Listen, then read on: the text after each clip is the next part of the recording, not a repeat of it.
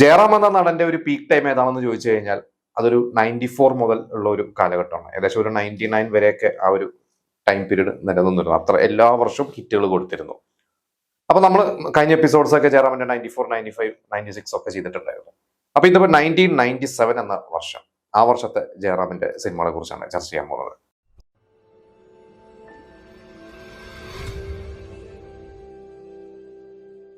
ആ വർഷം ജയറാമിന്റെ ആദ്യം റിലീസായ സിനിമ കിലുകിൽ പമ്പൻ. തുളസിദാസ് എന്ന ഹിറ്റ് ഡയറക്ടർ ജയറാമിനെ വെച്ച് മിന്നിങ്ങിട്ടും ഒക്കെ അതിന് മുമ്പ് ചെയ്തിട്ടുണ്ട്.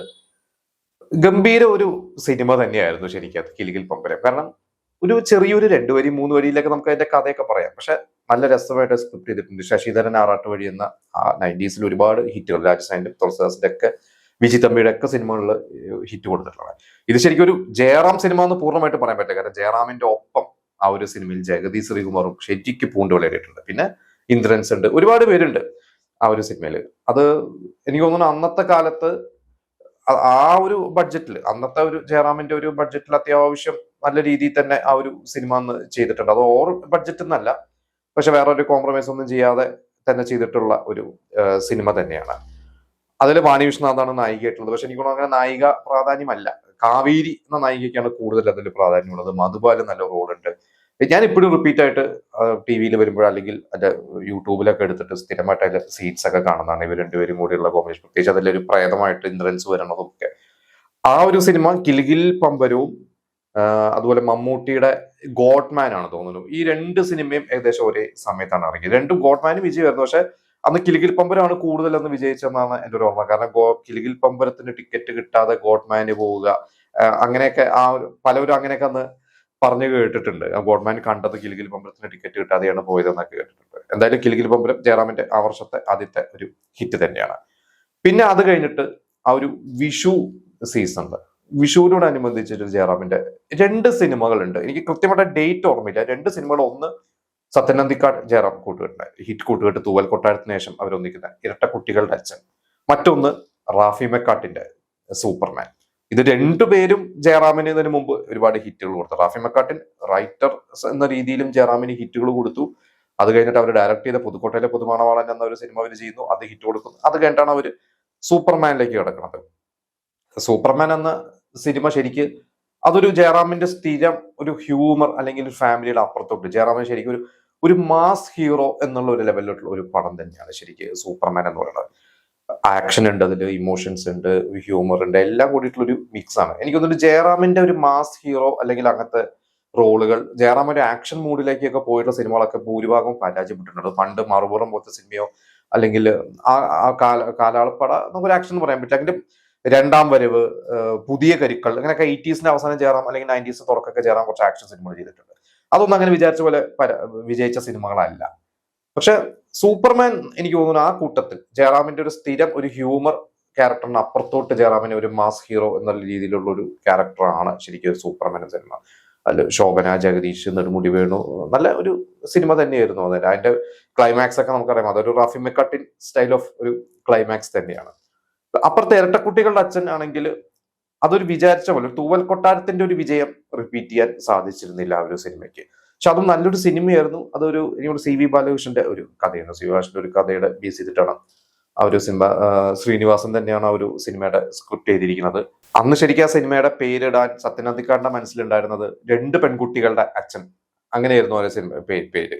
പക്ഷെ ശ്രീനിവാസൻ പറഞ്ഞു, ഞാൻ ഡയറക്ട് ചെയ്യാൻ പോകുന്ന ഒരു സിനിമയുണ്ട്, അതിന്റെ പേര് ഇതാണ്, അത് ഇടണ്ട എന്ന് പറഞ്ഞു. പക്ഷെ എന്നിട്ടാണ് ഇരട്ട കുട്ടികളുടെ അച്ഛൻ ഇട്ടത്. പക്ഷെ ശ്രീനിവാസൻ ഡയറക്ട് ചെയ്യാൻ ഉദ്ദേശിച്ച സിനിമ പിന്നീട് പേര് മാറ്റി, അതായിരുന്നു ചിന്താവിഷ്ടയ ശ്യാമള. എന്തായാലും ഇരട്ടക്കുട്ടികളുടെ അച്ഛൻ, സൂപ്പർമാൻ, രണ്ടും ആ ഒരു ഏപ്രിൽ മാസമാണ് ഇറങ്ങിയത്. പക്ഷെ കൂടുതൽ വിജയിച്ചത് എനിക്ക് തോന്നുന്നു സൂപ്പർമാൻ തന്നെയാണ്. അന്ന് കൂടുതൽ ഒരു ഹിറ്റിലോട്ട് പോയിട്ടുള്ളത്. പിന്നെ അടുത്ത ഒരു സിനിമ എന്ന് പറയുന്നത് രാജസേനൻ ജയറാം ഹിറ്റ് കൂട്ടുകെട്ടിന്റെ സിനിമ തന്നെയാണ് കഥാനായകൻ.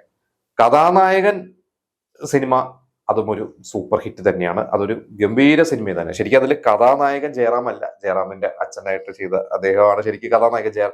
രാജസേനൻ തന്നെ ഈ അടുത്ത ഇന്റർവ്യൂസിലൊക്കെ പറയാറുണ്ട്, അത് കഥാനായകൻ എന്ന് പറഞ്ഞാൽ ശരിക്കും ആ അച്ഛന്റെ ക്യാരക്ടറാണ്. അന്ന് ആ അച്ഛന്റെ ക്യാരക്ടറായിട്ട് അതൊരു സ്ക്രിപ്റ്റ് ഒക്കെ എഴുതിക്കുമ്പോൾ ആര് ചെയ്യും? അപ്പോൾ ജയറാമിന്റെ അച്ഛൻ, അപ്പോൾ ജയറാമിനെ പോലെ ഒരു സുന്ദരനായിട്ടുള്ള ഒരു ലുക്കുള്ള ഒരു ആഠിത്യമുള്ള ഒരു ക്യാരക്ടർ ആയിരിക്കണം. അപ്പൊ പ്രേം നസീർ ജീവിച്ചിരുന്നെങ്കിൽ പ്രേം നസീറിനെ കാസ്റ്റ് ചെയ്യാമായിരുന്നു. ഇന്ന് പ്രേം നസീർ ഇല്ലല്ലോ എന്ന് പറഞ്ഞിട്ടാണ് ഇവര് വേറെ ഒരു പുതുമുഖത്തിനെ ആ റോളിലോട്ട് കാസ്റ്റ് ചെയ്തത്. പക്ഷെ ആ സിനിമ ഒരു സൂപ്പർ ഹിറ്റ് സിനിമ തന്നെയാണ്. എനിക്ക് ഓർമ്മയുണ്ട് ആ സിനിമയ്ക്ക് പോയിട്ട് ടിക്കറ്റ് കിട്ടാതെയൊക്കെ മടങ്ങി വന്ന ഒരുപാട് കാലം ആ ഒരു സിനിമ അന്ന് തൃശ്ശൂർ സ്വപ്ന തിയേറ്ററിലായിരുന്നു. സ്വപ്ന തിയേറ്ററിൽ ഹൗസ്ഫുൾ ആയിട്ടാണ് ആ സിനിമ ഓടിയിട്ടുള്ളത്. എത്രയോ ആഴ്ചകൾ, അതായത് മിക്ക ആഴ്ചയും ഒരു ശനി ഞായറായി കഴിഞ്ഞാൽ ആ ഏരിയയിൽ പോകാൻ പറ്റില്ല, അങ്ങനത്തെ ഒരു തിരക്കായിരുന്നു കഥാനായകന് ടിക്കറ്റ് കിട്ടാതെ അന്ന് മറ്റു പല സിനിമകളൊക്കെ കണ്ടിട്ടുണ്ട്. ഈ കൂട്ടത്തിലൊരു ഉല്ലാസ പൂങ്കാറ്റും ആ സമയത്തുണ്ട്. തൃശ്ശൂർ രാഗം തിയേറ്റർ കളിക്കുന്നുണ്ട്. ഇത് സ്വപ്ന തിയേറ്ററിലാണ് കഥാനായകൻ.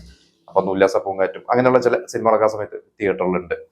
അപ്പൊ കഥാനായകൻ അന്ന് സൂപ്പർ ഹിറ്റ് ആയിരുന്നു. പക്ഷെ അത് കഴിഞ്ഞിട്ട് ഇതേ രാജസേനൻ ജയറാം കൂട്ടുകെട്ടിലെ മറ്റൊരു സിനിമ, അത് അന്ന് വിചാരിച്ച പോലെ ഹിറ്റില്ല. എനിക്കൊന്ന് ഒരുപാട് ഹിറ്റുകളുടെ ഇടയിൽ ഒരു ഫ്ലോപ്പ് കിട്ടി. അത് കാർ എന്ന സിനിമയാണ്.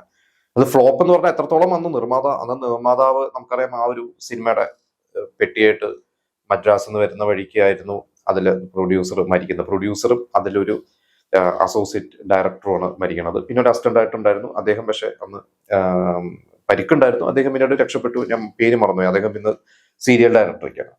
അന്ന് ആ മരിച്ച ഒരു അസോസിയേറ്റ് ഡയറക്ടർ ആവാൻ വേണ്ടി നിൽക്കുമായിരുന്നു. അതിന്റെ സ്ക്രിപ്റ്റ് എഴുതാൻ അന്ന് ഷാഫി ആയിരുന്നു. ഷാഫി എന്ന രാജസേന്റെ അസിസ്റ്റന്റ് ആയിരുന്നു ജയറാമിനെ നായകനെ വെച്ചിട്ട്. പക്ഷെ അന്ന് ആ ഒരു ദുരന്തത്തിന് ശേഷം പിന്നെ എനിക്കൊണ്ട് ആ സിനിമ എങ്ങനെയോ തിയേറ്ററിൽ എത്തിച്ചു. അജിത്ത് എന്നായിരുന്നു പ്രൊഡ്യൂസർ. അദ്ദേഹത്തിന്റെ വൈഫ് അവര് ദേവി അജിത്ത്, ഇന്ന് ആക്ട്രസ് ആണ്, എല്ലാവർക്കും അറിയാം. നമ്മൾ പല സിനിമകളും കണ്ടിട്ടുണ്ട്.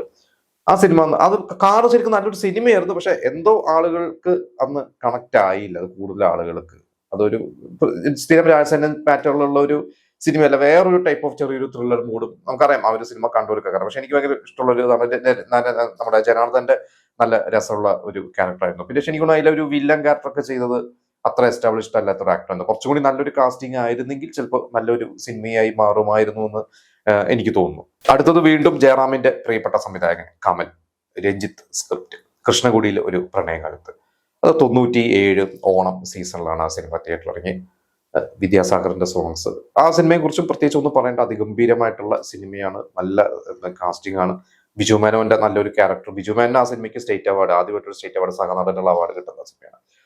പക്ഷെ ആ സിനിമ അന്ന് ഒരു വൻ വിജയമായി മാറിയില്ല. അതായത് ആ 97 ഓണത്തിനാണ് ചന്ദ്രലേഖയുണ്ട്, മമ്മൂട്ടിയുടെ കളിയൂഞ്ഞാലുണ്ട്, കളിയാട്ടുണ്ട്, അങ്ങനെ കുറെ സിനിമകളുടെ ഇടയ്ക്കാണ് ചന്ദ്രലേഖയായിരുന്നു വിന്നർ. പക്ഷെ കൃഷ്ണകുടിയിലും ഒരു മോശം സിനിമയോ അല്ലെങ്കിൽ ഒരു ഫ്ലോപ്പ് ഒന്നുമല്ല. പക്ഷെ ഒരു എബോവ് ആവറേജോ ആ ഒരു ലെവലിൽ നിന്നുള്ളൂ. അങ്ങനെ വലിയൊരു സൂപ്പർ ഹിറ്റിലേക്ക് ആ സിനിമ പോയില്ല. പക്ഷെ നല്ലൊരു സിനിമ തന്നെയായിരുന്നു. തൃശ്ശൂർ ബിന്ദു തിയേറ്ററിൽ ഞാൻ കണ്ടത് എനിക്ക് നല്ല ഓർമ്മയുണ്ട്. ഒരു സിനിമ അന്ന് ബിന്ദു തിയേറ്ററിലാണ് ആ സിനിമ റിലീസായത്. പിന്നെ ഒരു സിനിമ ആ ക്രിസ്മസിന് റിലീസായത്, ലോഹിദാസ് സംവിധായകനായ ശേഷം ഭൂതക്കണ്ണാടി ആ വർഷം ആദ്യമായിട്ട് ലോഹിദാസ് ചെയ്യുന്നത് 97 ആ വിഷു സീസണിൽ. അത് കഴിഞ്ഞിട്ട് ലോഹിദാസ് ചെയ്ത സിനിമ കാരുണ്യം.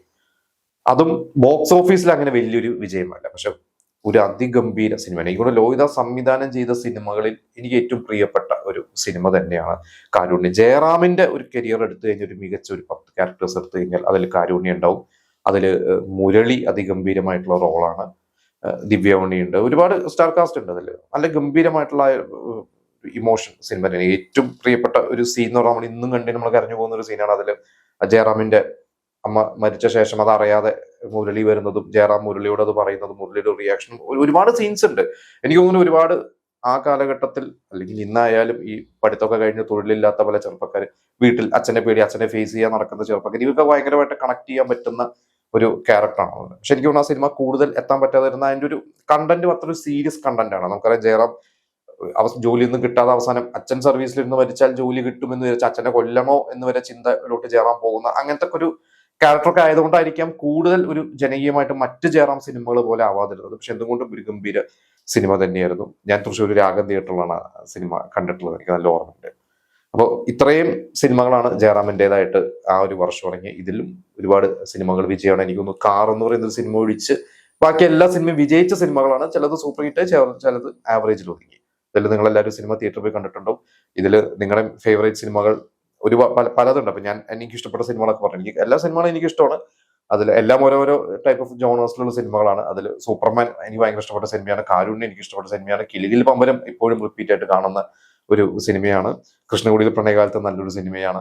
എന്തായാലും നിങ്ങളുടെ ഫേവറേറ്റ് സിനിമകളും ഈ സിനിമകൾ കണ്ട നിങ്ങളുടെ അന്നത്തെ എക്സ്പീരിയൻസും നമുക്ക് ഷെയർ ചെയ്യാം.